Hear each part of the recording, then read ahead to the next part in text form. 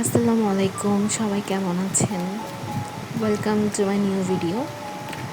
আজকে আমি শেয়ার করব বিকেল থেকে রাত পর্যন্ত কী কী করলাম।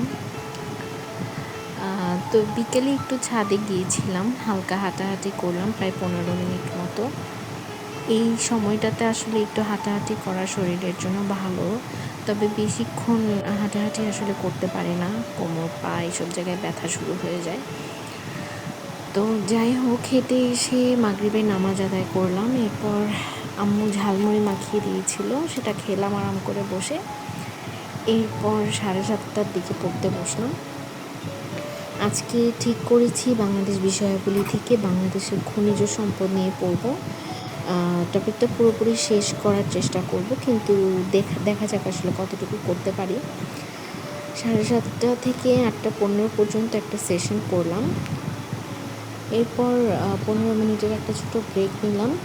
এই সময়ে আসলে আমি ব্রেকের টাইমটাতে একটু হাঁটাহাঁটি করি ঘরের ভিতরেই, বা কোনো কিছু ঠিক করার থাকে করি, বা আমার বিড়াল মিনিকে একটু আদর করি, আর একটু পানি খাই। ডাক্তার আমাকে বলেছে একটু বেশি বেশি পানি খেতে। এরপর ব্রেক শেষ করে আবার পড়তে বসলাম আরেকটা সেশনের জন্য, 8:30টা থেকে 9:15 পর্যন্ত। দ্বিতীয় সেশনটাতে অনেক কিছুই কভার হলো, তবে টপিকটা এখনও পুরোপুরি শেষ হয়নি। কিন্তু আমার নিজেরও আসলে আর ভালো লাগছিল না পড়তে, শরীর খুব একটা সাপোর্ট করছিল না। তারপরেও মন থেকে কেন জানি মনে হচ্ছিল টপিকটা শেষ না করে উঠলে ভালো লাগবে না। তাই ভাবলাম আগে নামাজ পড়ে ডিনার করে ফেলি, এরপরে আবার আরেকটা সেশন নেব। এরপরে নামাজ পড়ে নিলাম, এরপর ডিনারও করে নিলাম। ডিনার করে আবার আরেকটা সেশনের জন্য পড়তে বসেছিলাম, কিন্তু এবার আর আগের মতো দুইটা সেশনের যে মনোযোগ ছিল সেটা আর ধরে রাখতে পারছিলাম না। তবুও 40 মিনিটের মতো টেবিলে ছিলাম, আসলে একরকম চেষ্টা করছিলাম আর কি।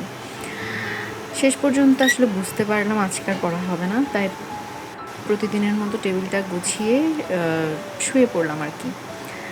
আমি সাধারণত চেষ্টা করি 11:30 থেকে 12টার মধ্যে ঘুমিয়ে যেতে, তবে প্রেগনেন্সির কারণে আসলে সবসময় ঠিক সময় ঘুম আসে না।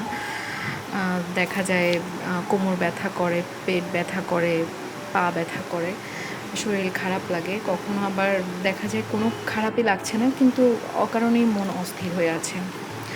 তো যাই হোক, সবাই আমার জন্য দোয়া করবেন যেন এই সময়টাতে আমি স্টেডি থাকতে পারি যতটুকু সম্ভব।